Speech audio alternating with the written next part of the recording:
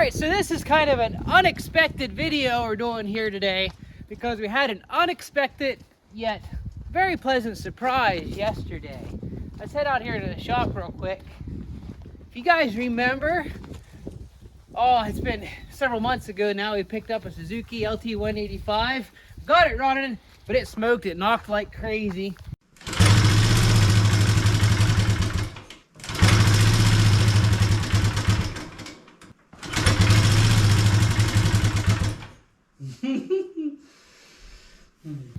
So to refresh your memory, we bought a second LT185 as a parts machine. It was on fire, supposedly. Burnt wires, didn't have spark.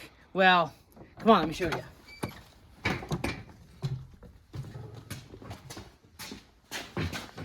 You see here? It's all back together. We swapped the plastics because, now this is 100% cold, so I don't know how easily it's gonna start. But it should start.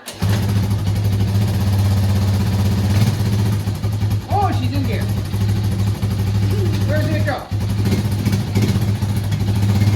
And she sounds pretty healthy. Cold-blooded, of course.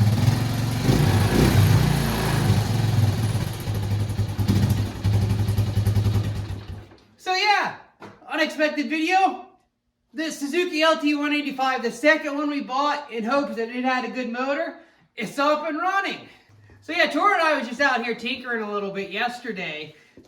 I didn't plan on working on this a whole lot because I didn't film anything. But Tor wanted to tinker. I thought, well, we'll check things over because I never looked at it. Never even checked to see if it had spark, did we? Or did we check to see if this one had spark?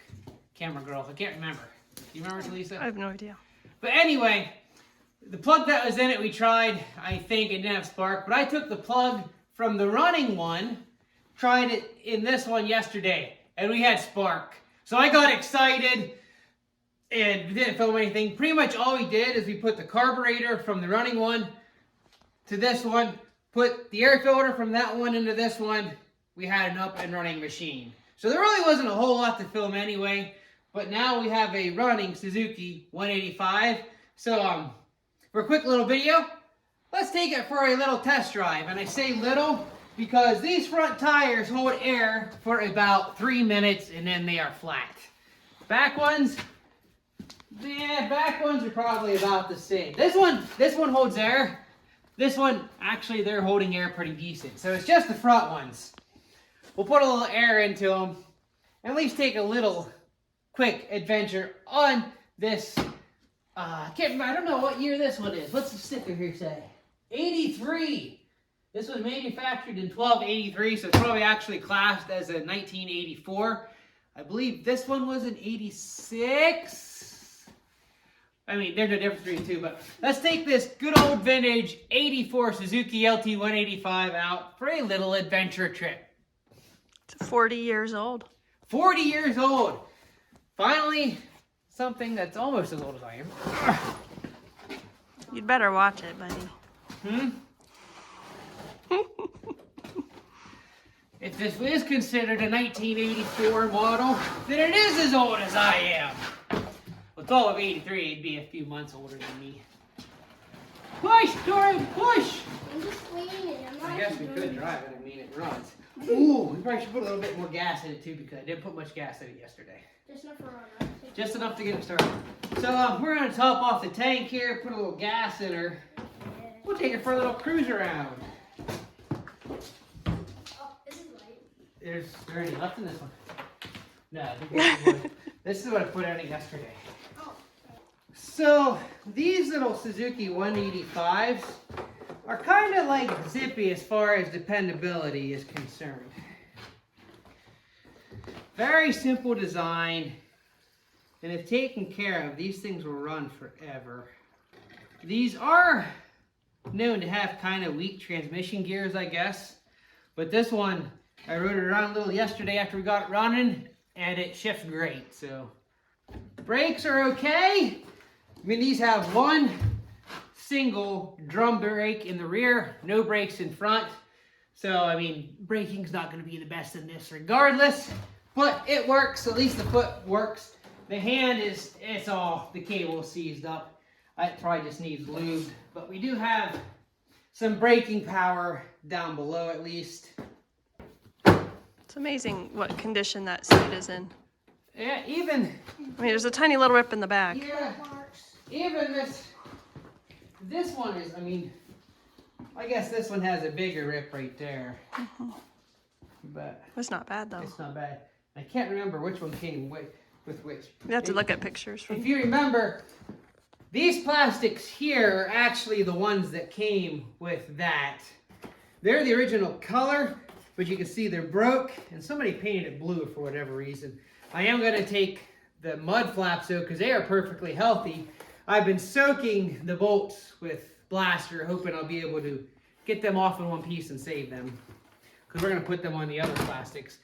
And those plastics were painted too, but they are not broke whatsoever. They're in perfect physical condition, so we swapped the plastics onto that. And we swapped the muffler too off of the first one we bought because there was something loose in the other one. So it's probably going to be very loud. This one's pretty quiet. So I'm going to shoot a little air in here. Don my helmet. We'll go for a little ride. They're a little dry rotted. What do I hear? Air leaking? It's a high-pitched hum.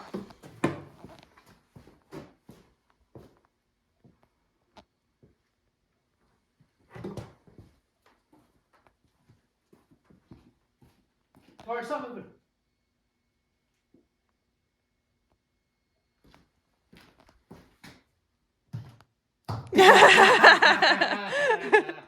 I knew it was going to be something. I knew it was going to be something with a lid or something. The gas tank. And this guy here, I don't know if it'll be in position. I think this was the worst. Maybe it wasn't one over there. One of these has like a really big. It was this one. They still have some tread, so I got tubes coming. Don't. You're running over your... It must have, that one's the, well, this guy, it's not the best either. See, this guy's already going flat again. You're going to make a quick trip around the barn. Probably stay out of the mud, though. I can hear air for some reason. Where's that Let air me coming see. from? Oh, wow. Oh, it's probably coming from all these. The crack got bigger. And you're a gorilla. You're a That didn't even stick. Good to go. Come on, full starter. Where's your helmet? Your hair! What, you don't think this narrow width front end with a buggy that'll supposedly do 50 to 52 miles an hour is a bad idea to ride without a helmet? You're probably right. Flat tires. The idle's pretty nice. It sounds good. It does smoke a little bit, I noticed yesterday. But it could be from not running it a long time. It did seem to clear up as I rode it more. And these guys are a hardtail. No rear suspension whatsoever besides the tire pressure in the front. All of about 2 inches. No, don't lean up against this one. These are willing machines, though. Did you see that? I guess in the heyday, these things were quite the beast of dudes.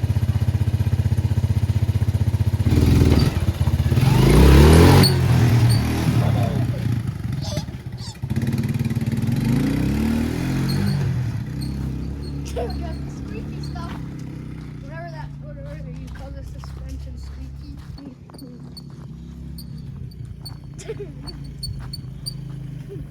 Before we film anymore, the front end has grease, so I did not grease, and that's, I think, why it's squeaking. I wanted it with grease.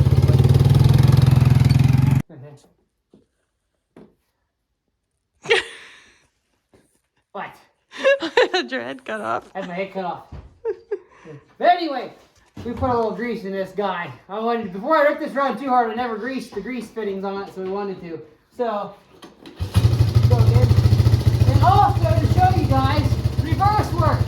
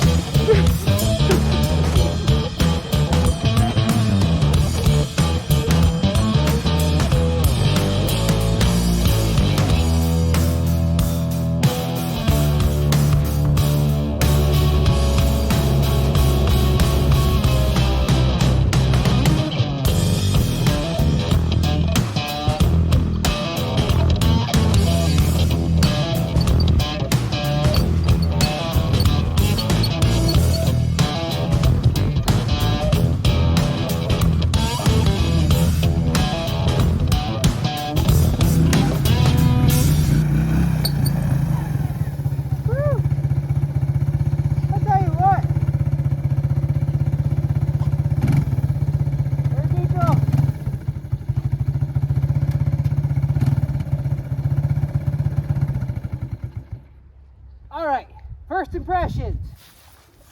Being a hardtail, boy, is this a handful in a rough, bumpy field. Did you see the rear end bouncing back there? Yeah.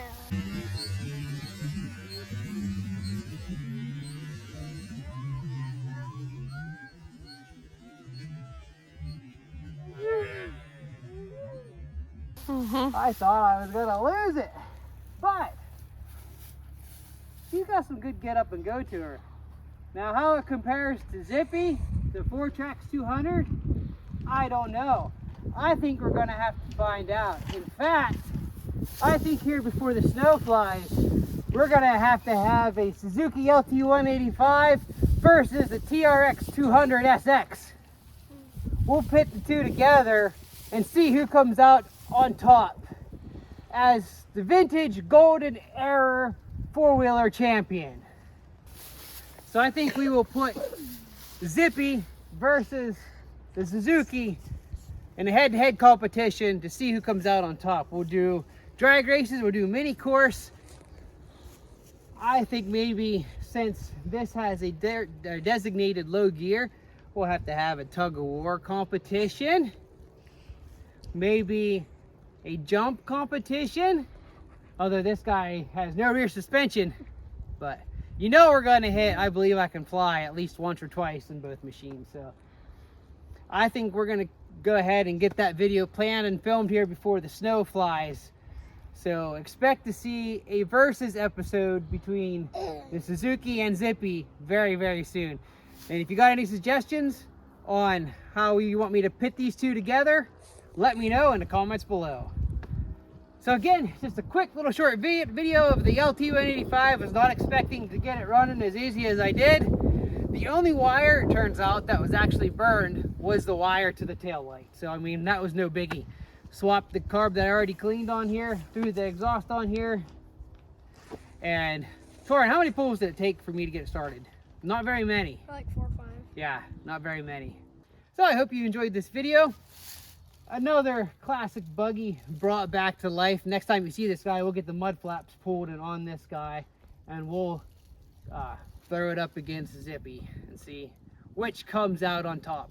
Vintage Honda or Suzuki. So thanks for watching. Torin, thanks for your help yesterday. He helped me out work on this buggy. He was a big help. He maybe didn't do a lot of the physical work, but he helped motivate me to work on it because he was the one most excited to get one of these going. So anyway, thanks for watching. Hope you enjoyed this quick little short video. And until next time, God bless and keep on riding. Right, Kyla? Yes. So Lana wanted to take it for a little ride. We originally bought this for her, but as squirrely as that rear end gets, with having no suspension, I'm kind of glad we got her the Eaton now, because could probably easily lose control in that guy, as I almost did. It's a good size for her though. You can hear her say yow.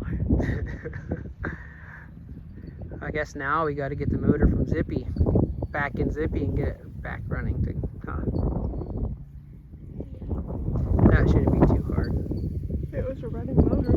Yep, I just got to put it back in, hook all the wires back up. Simple as that. You didn't do anything to the wires. No. Nope. The whole harness, I just pulled the harness off so I could put it in the go-kart, but never got that far. I saw that.